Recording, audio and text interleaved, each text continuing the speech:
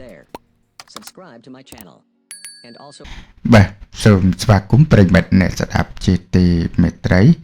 សំឡេងនៅអត្ថបទដកស្រង់ខ្លីមួយចំនួនមកជម្រាបជូនដល់ប្រិយមិត្តអ្នកស្ដាប់ដែលអត្ថបទទី1រុនធត់ណាស់ក្មេងប្រុស3នាក់រងរបួសពេញខ្លួនដោយសារយកពូថៅដំទៅលើក្របបេ40បាទប្រិយមិត្តឃើញថាករណីទុះក្របបេដែលឲ្យក្មេងប្រុសបាទក្មេងនោះទេរងរបួសពេញខ្លួនតែម្ដងអានេះសំណាងហើយដែលមិនគ្រោះថ្នាក់ដល់អាយុជីវិតបាទនៅមិននៅបែរជាថៅបាទដំទៅលើក្របគ្រោះថ្នាក់មែនតើអាជ្ញាធរមីនបានឲ្យដឹងនៅថ្ងៃទី17ខែមេសាឆ្នាំ2025វេលាម៉ោង 15:20 នាទីមានករណីផ្ទុះគ្រាប់មិនទាន់ផ្ទុះគ្រាប់ B40 នៅចំណុចក្រមទី7ឃុំចែងមានជ័យស្រុកបាត់នត់ខេត្តបាត់ដំបងឧបដ្ឋាននេះបានកាត់ឡើងដែលនៅពេលដែលក្មេងៗយកពូថៅដំទៅលើគ្រាប់ B40 បណ្ដាលឲ្យផ្ទុះរងរបួសពេញខ្លួនជនរងគ្រោះទី1ឈ្មោះសម្បត្តិភេទប្រុសអាយុ17ឆ្នាំទី2ឈ្មោះវ៉នរស្មីភេទប្រុសអាយុ14ឆ្នាំនិងទី3ឈ្មោះវ៉នវាសនាភេទប្រុសអាយុ12ឆ្នាំជនរងគ្រោះត្រូវបានសាច់ញាតិបញ្ជូនទៅសង្គ្រោះនៅមណ្ឌលសុខភាពឃុំចែងមានជ័យស្រុកបាត់នត់ខេត្តបាត់ដំបងជាថ្មីម្ដងទៀតអាជ្ញាធរមីនអំពាវនាវដល់បងប្អូនប្រជាពលរដ្ឋទាំងអស់នៅពេលឃើញមីនឬក្របមិនទាន់ផ្ទុះសូមកុំយកមកដំគិបកាយឆ្នៃអាចបណ្ដាលឲ្យរងរបួសពិការស្លាប់គ្រប់ពេលហើយត្រូវរាយការណ៍ជាបន្ទាន់ដល់អាជ្ញាធរមានសមត្ថកិច្ចនិងប្រតិបត្តិការបោសសម្អាតមីនដែលនៅជិតទីនោះដើម្បីយកគ្រាប់ទាំងនោះទៅកម្ទេចចោលគិតមកត្រឹមខែមីនាឆ្នាំ2025កម្ពុជានៅសល់ទីដីមានមីនគ្រាប់បែកចង្កោមនិងសំណល់ជាតិផ្ទុះពីសង្គ្រាមសរុបចំនួន 1697 គីឡូម៉ែត្រក្រឡាក្នុងនោះផ្ទៃដីមានមីន469 គីឡូម៉ែត្រក្រឡាក្របបែកចង្កោម681 គីឡូម៉ែត្រក្រឡានិងសំណល់ជាតិផ្ទុះពីសង្គ្រាម547 គីឡូម៉ែត្រក្រឡាបាទប្រិមិត្តឃើញថាគ្រោះថ្នាក់មែនតើតែបងប្អូនបាទនៅតូចអាយុជាង10ឆ្នាំនោះទេបែរជាថៅបាទដំក្របបេបាទអត់តាន់ផ្ទុះណាបណ្ដាលឲ្យផ្ទុះរងរបួសពេញខ្លួនអរគុណប្រិមិត្តសូមបញ្ចប់នៅអត្ថបទនេះហើយយើងមកតាមដាននៅអត្ថបទមួយខ្លួនជនសង្ស័យម្នាក់ពាក់ព័ន្ធទទួលផលចោរកម្មលួចម៉ូតូគណៈជនល្មើស3នាក់ទៀតបានរត់គេចខ្លួនក្នុងការនគរបាលខេត្តកំពង់ស្ពឺបានឲ្យដឹងនៅថ្ងៃទី17ខែមេសាឆ្នាំ2025វេលាម៉ោង 21:30 នាទីកម្លាំងប៉ុស្តិ៍នគរបាលរដ្ឋបាលយាយម៉ៅពេជ្រនិលសហការជាមួយកម្លាំងប្រជាការពារល្បាតពន្ធស្ទាក់នៅគោលដៅប្រឈមបានឃើញមនុស្សចំនួន2នាក់ទី1ឈ្មោះសឿនតួភេទប្រុសអាយុ25ឆ្នាំនិងទី2ឈ្មោះញ៉ែផានិតភេទស្រីអាយុ22ឆ្នាំអ្នកទាំងពីរត្រូវជាសង្សារនឹងគ្នាជាកម្មករចាំចំការស្វាយឲ្យឈ្មោះហឹមវណ្ណាភេទប្រុសស្នាក់នៅក្នុងភូមិសាមទានសែនជ័យឃុំយាយម៉ៅពេជ្រនិលស្រុកភ្នំស្រួចបានជិះម៉ូតូមួយគ្រឿងម៉ាក C125 ស៊េរីឆ្នាំ2017ពណ៌ខ្មៅ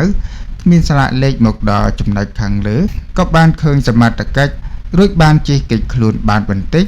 ក៏ទុកម៉ូតូរួចរត់គេចខ្លួនបាត់បន្សល់ទុកឈ្មោះញ៉ែមផានិតនិងម៉ូតូនៅកន្លែងកាត់ហេតុបន្ទាប់មកសមត្ថកិច្ចបានហៅឈ្មោះញ៉ែមផានិតមកសាកសួរនៅប៉ុស្តិ៍នគរបាលរដ្ឋបាលយាយម៉ៅពេជ្រនិលនិងឆែកម៉ូតូខាងលើមានសម្ភារៈមួយចំនួនរួមមាន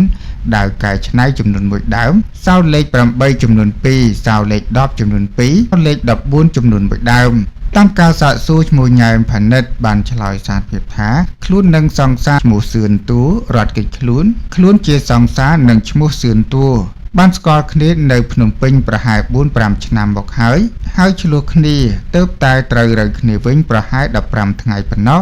ក៏មកស្នាក់នៅក្នុងចំការស្វាយខាងលើពេលខ្លួនចូលនៅបានឃើញម៉ូតូចំនួន2គ្រឿងទី1ម៉ូតូម៉ាកវាវពណ៌ក្រហមគ្មានស្លាកលេខជនសង្ស័យប្រាប់ថាបានលួចពីខេត្តកោះកុងនិងទី2ម៉ូតូម៉ាក C125 ពណ៌ខ្មៅពាក់ស្លាកលេខភ្នំពេញ 1CA 8495ម៉ូតូចាស់ជនសង្ស័យបានប្រាប់ថាគេយកមកបញ្ចាំបញ្ជាក់ថានៅក្នុងចំការស្វាយខាងលើមានមនុស្សរស់នៅ ទី1ឈ្មោះញ៉ែមផានិតភេទស្រីទី2ឈ្មោះសឿនតួទី3ឈ្មោះអែលនិងទី4ឈ្មោះមេងខាត់ណាភេទប្រុសអាយុ26ឆ្នាំបានរត់គេចខ្លួនទាំង3នាក់ស្នាក់នៅចំការនៅក្នុងភូមិសាមទានសានជ័យឃុំយេងម៉ៅពេជ្រនិលស្រុកភ្នំស្រួយខេត្តកំពង់ស្ពឺតាមចម្លើយបានបញ្ជាក់បន្ថែមថាឈ្មោះញ៉ែមផានិតបានប្រាប់ថាទាំង3នាក់ខាងលើគឺជាបពពួកនឹងគ្នាតែងតែធ្វើសកម្មភាពលួចម៉ូតូនិងប្រើប្រាស់គ្រឿងញៀនជាមួយគ្នានៅក្នុងចំការស្វាយខាងលើករណីខាងលើជំនាញកំពុងកសាងសំណុំរឿងចាត់ការតាមផ្លូវច្បាប់បាទប្រិមត្តឃើញថាករណីចាប់ឃាត់ខ្លួនស្ត្រីហើយនឹងបពពួករត់គេចខ្លួនបាត់ហើយសង្ស័យចោរកម្មបាទលួចរបស់គេណា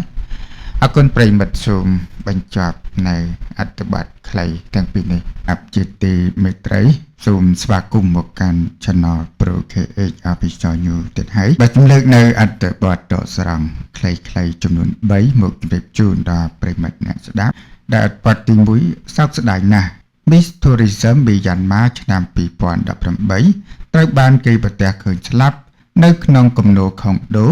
ក្នុងហេតុការណ៍គ្រោះរញ្ជួយដីបាទប្រិមិត្តបានទស្សនាក្នុងរូបថតហើយឃើញថាបវរកញ្ញាដ៏ស្រស់ស្អាតរបស់មីយ៉ាន់ម៉ាមួយរូបស្រាប់តែប្រទះឃើញស្លាប់យ៉ាងអនាធមនៅក្នុងគំនរអគារក្រោយពីមានការរញ្ជួយដីណាបាទសោកស្ដាយមែនទែនបាទទៀតយើងមកតាមដានលំអិតបន្ថែមអត្ថបទទី2កញ្ញាហ្វីយ៉ាតានិងមហាជនជាច្រើនរិះគន់ទៅលើវីដេអូនារីម្នាក់ស្លៀកឈុតរឹបជីកស៊ីថតមុខប្រាសាទអង្គរវត្តបាទប្រិមិត្តឃើញថានៅលើបណ្ដាញសង្គមមានការរិះគន់ទៅលើនារីម្នាក់មិនដឹងថាកាត់អីក្នុងខ្លួនបែរជាស្លៀកពាក់រឹបរៀងបាទដែលមើលទៅហាក់មិនសមទំនងតតែសោះបាទដើរបង្ហាញម៉ូដបែបនេះទៅវិញបាទទៅទៀតយើងមកតាមដានលំអិតបន្ថែមអត្ថបទទី3ឯកឧត្តមហ៊ុយវណ្ណៈកោតដំឡើងពន្ធបើមានឱកាសចរចានោះគ្មានអ្វីដែលមិនអាចសម្របសម្រួលដោះស្រាយគ្នាបាននោះទេបាទប្រិមិត្តបានទស្សនាក្នុងរូបថតហើយជំវិញរឿងរ៉ាវដែលថ្មីនេះលោកដូណាល់ត្រាំប្រធានាធិបតីអាមេរិកបានដាក់ដំឡើងពន្ធបាទកម្ពុជាយើងដល់ទៅ 39% ឃើញថាមានការចាប់អារម្មណ៍ផងដែរបាទសូម្បីតែឯកឧត្តមហ៊ុយវណ្ណៈក៏បានមានប្រសាសន៍បែបនេះបាទតើបែបណាចឹងប្រិមិត្តយើងមកតាមដានលំអិតនៅអត្ថបទទាំង3នេះដូចតទៅសោកស្ដាយណាស់ Miss Tourism Myanmar ឆ្នាំ2018ត្រូវបានគេប្រទះឃើញស្លាប់នៅក្នុងគំនរខុងដូក្នុងហេតុការណ៍គ្រោះរញ្ជួយដីកាលពីថ្ងៃទី2ខែមេសាឆ្នាំ2025កន្លងទៅសារព័ត៌មានបរទេសបានទម្លាយដឹងថាក្រុមអ្នកសង្គ្រោះនៅក្នុងហេតុការណ៍រញ្ជួយដីនៅទីក្រុងប្រទេសមីយ៉ាន់ម៉ាបានរកឃើញសាកសពរបស់អតីត Miss Tourism Myanmar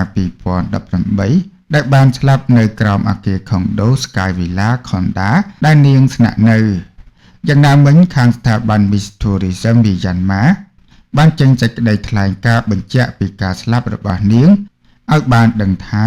នាងពិតជាបានស្លាប់នៅក្នុងហេតុការណ៍គ្រោះរញ្ជួយដីដែលបានកើតឡើងកាលពីថ្ងៃទី28ខែវិនាឆ្នាំ2025កន្លងទៅពិតប្រាកដមែននៅខុងដូ Sky Villa ដែលនាងស្នាក់នៅបានដួលរលំ